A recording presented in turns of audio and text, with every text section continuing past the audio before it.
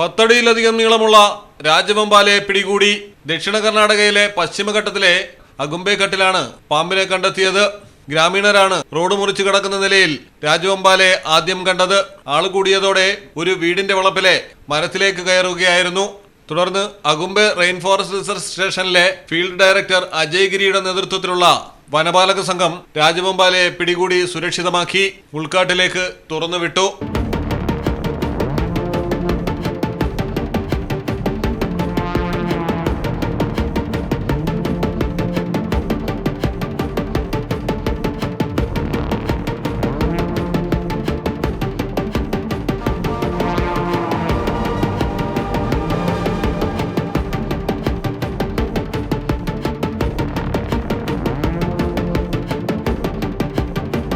News desk Malayalam television.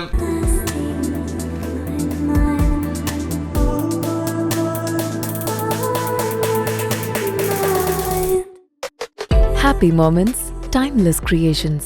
Wedding collections from Kavita Gold and Diamonds.